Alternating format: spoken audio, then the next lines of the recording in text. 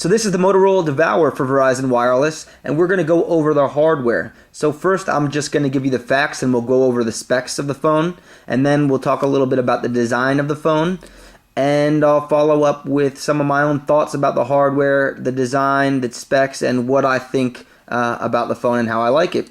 First of all, the Devour has a 3.1-inch touchscreen. It's capacitive, and it has 320 by 480 pixel HVGA resolution. Above the screen, you've got the Motorola logo and the earpiece, and at the bottom, you've got touch-sensitive buttons like the menu button, home button, and back button that are typical on Android, and a blinking LED indicator light, and a touch-sensitive D-pad that also doubles as a button that you can press in.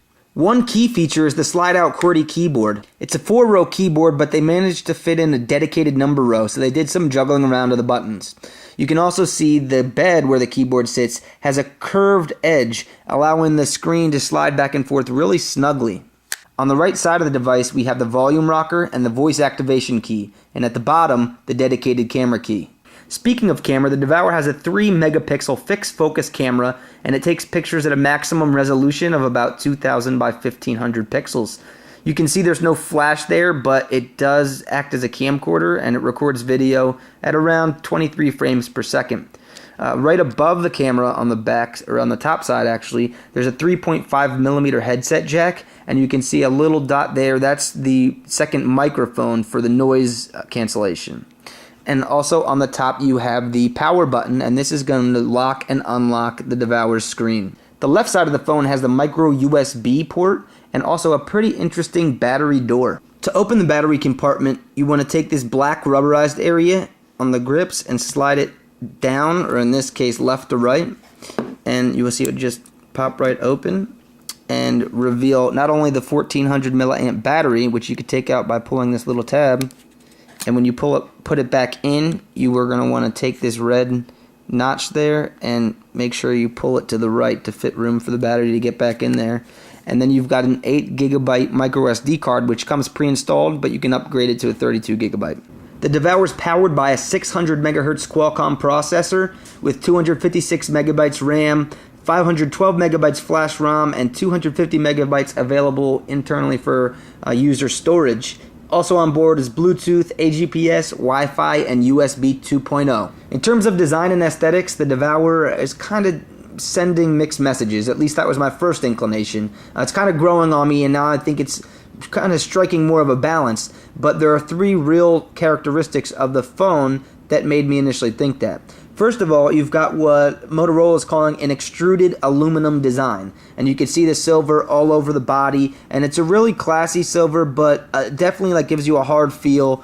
It's a solid aluminum body. That's the main thing that you're going to notice. The second thing you're going to notice is the black accents everywhere, from the Motorola logo to the screen to the touchpad, but more so the rubber areas, like around the camera, the battery door, the bottom, and actually all the sides. You've got this black rubberized, it gives you a really rugged feel. So the aluminum, which is also rugged but a little more classy, mixed with the black ruggedized rubber, they offset each other a little bit, but it looks pretty good. Now the third element is what kind of throws me off a little bit.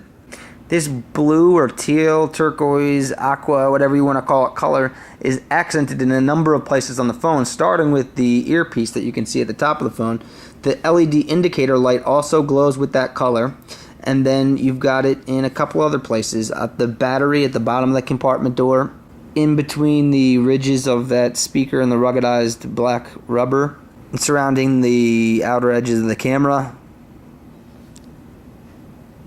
And the color isn't necessarily a bad thing. I'm not exactly sure who Verizon and Motorola are targeting, but it's definitely noticeable. It's a matter of, do you think it's a balance, or do you think it stands out a little too much, or do you like the color? Overall, I kind of like the look of the Devour, and the look of the keyboard as well, with the curves and the arcs on the side. Solid device, and yeah, so let's just jump into my opinions of it overall. The first thing I notice about this phone is the weight, and I've been calling this the younger brother to the Droid for quite a while. The specs are a little bit lower, but it's still a solid phone.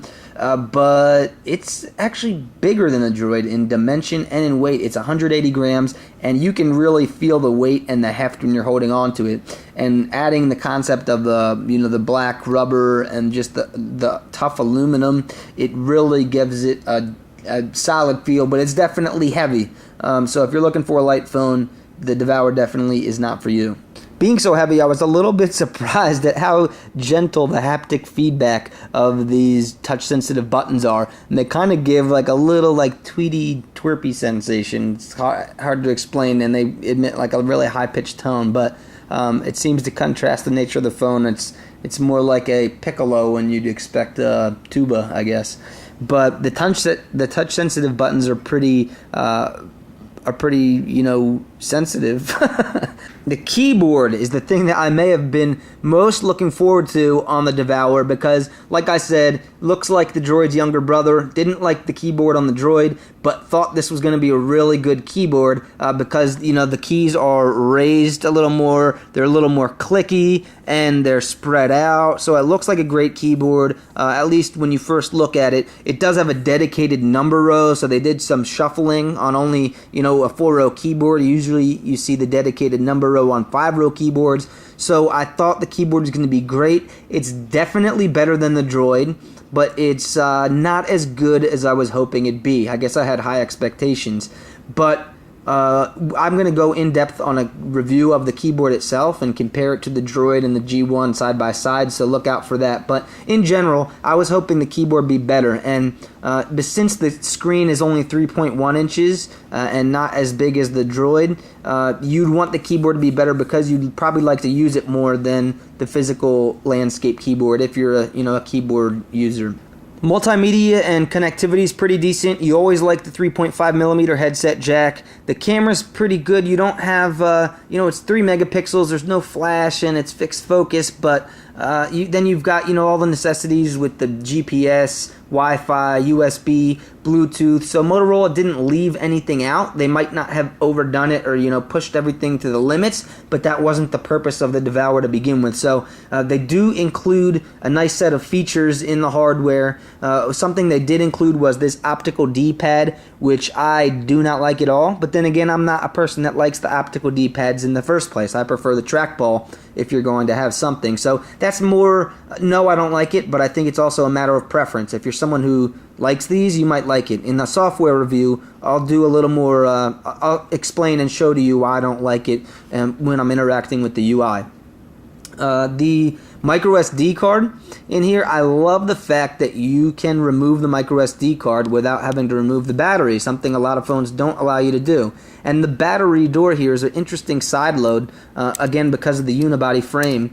And one thing that this makes me kind of nervous, how this is connected by just this little, and I tugged on it a little bit. I mean, this is a review unit, so I don't want to break it, and if it was mine, I wouldn't want to break it either.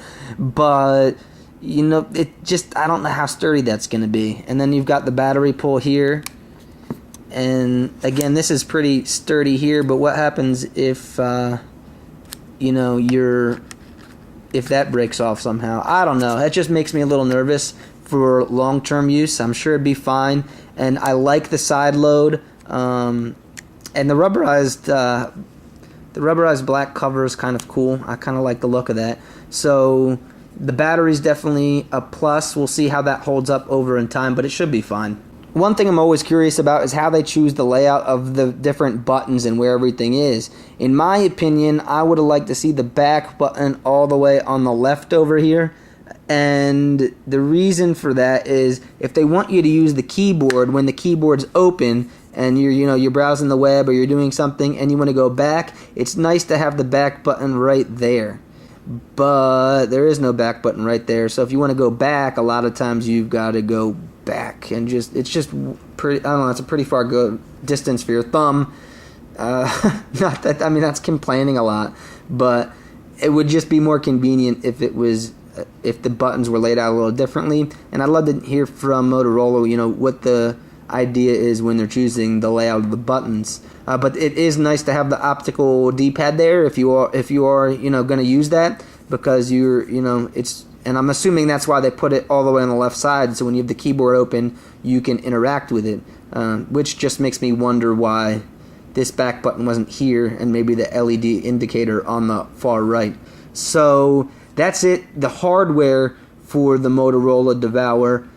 Just to summarize, definitely sturdier and stronger than I thought it would be. I thought it would be a cheaper plasticky version of the Droid. It's not that at all. I thought the keyboard would be a little bit better, but overall it's good look, good feel. I think a lot of people are going to like this, but it also depends on the price. So definitely solid build quality by Motorola though, and a well done job.